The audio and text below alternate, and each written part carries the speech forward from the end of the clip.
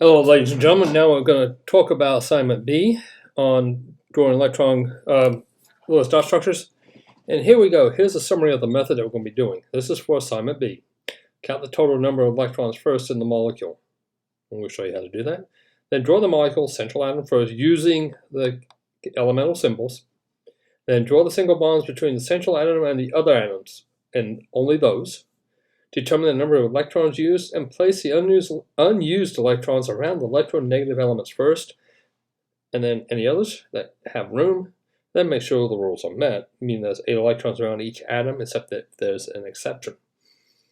All right, so let's look at the first one, which is silicon tetrachloride.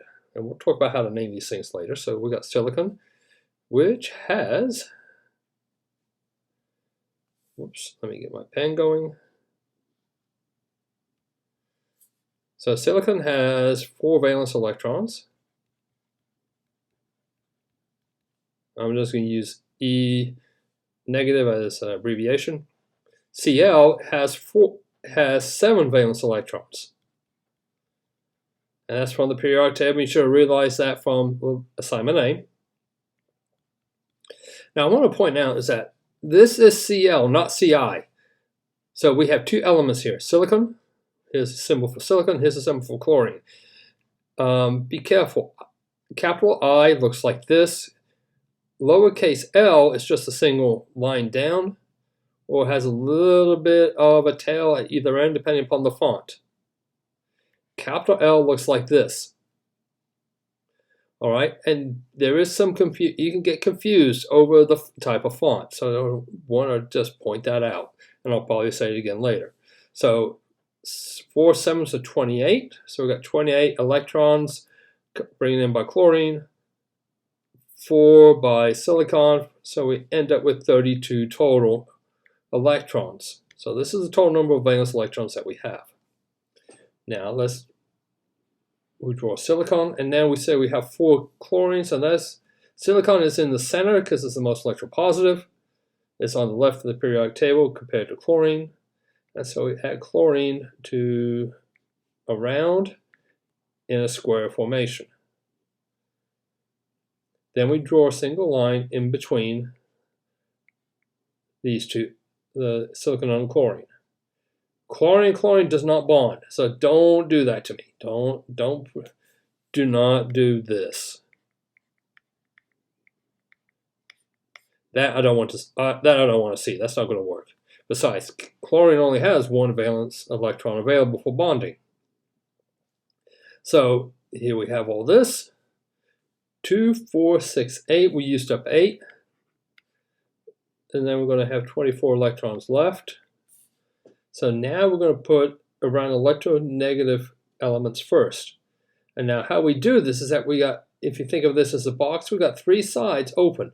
This side is full because we got 2 electrons, chlorine sees 2, and so does silicon. So 1, 2, we've got 6 around there. 1, 2, 3. That's full. 4, 5, 6. 1, 2, 3, 4, 5, 6. That's 18.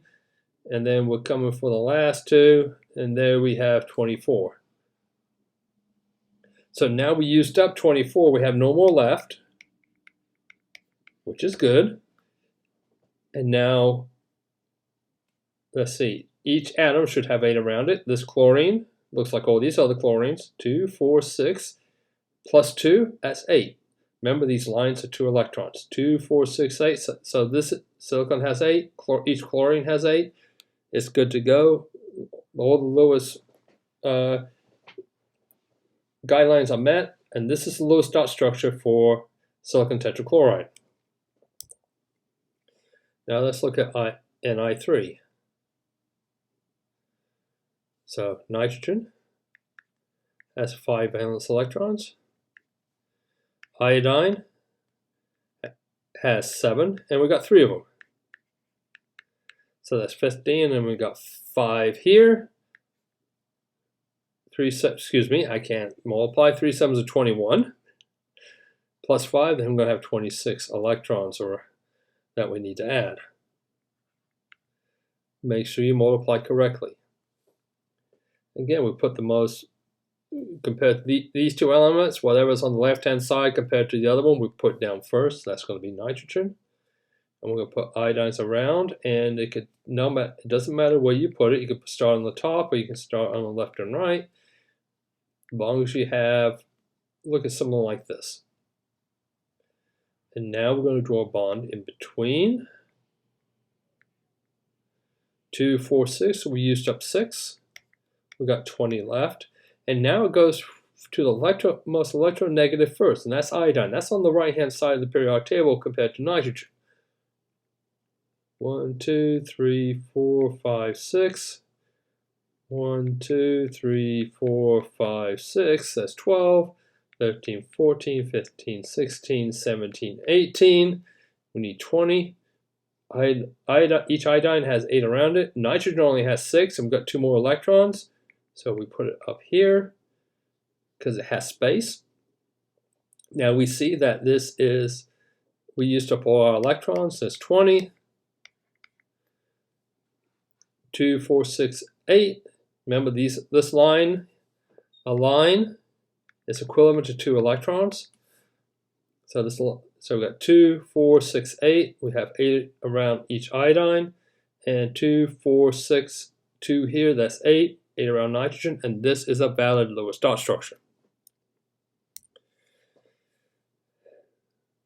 Now, C2H6. I'm going to throw you a little bit of a curveball, and I'm actually going to divide this in half because there's one more element I want to show you.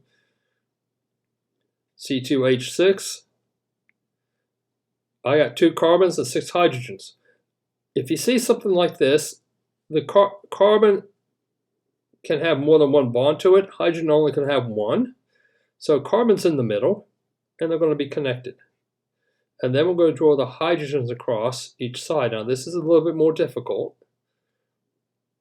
So carbon, we've got 2 of them, and we've got 4 valence electrons for a total of 8. Hydrogen, we've got 6 times 1 for 6, 8, 9, 10, 11. And so we've got 14 electrons we need to spread around.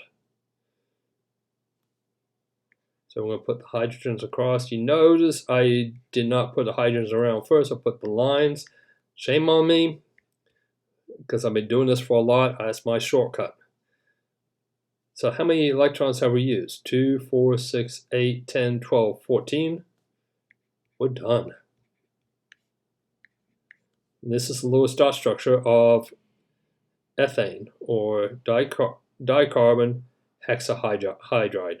And there we go. The other one I want to add is if we're looking at, say, NH4 positive. If you have a positive charge, subtract 1 electron. If you have a negative charge, add 1 electron. So in this case, nitrogen has 5 valence electrons, and we only got 1 of them. So we have 5, but we've got 4 hydrogens.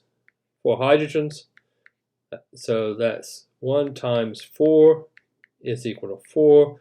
But since we've got a positive charge, we're going to minus 1. So we've got 8 electrons total. Nitrogen up. Hydrogens, 1, 2, 3, 4. 1, 2, 3, 4.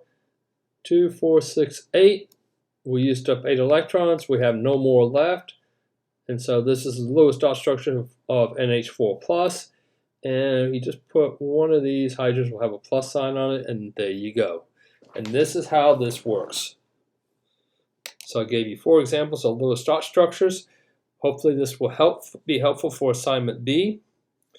The time is yours. Thank you.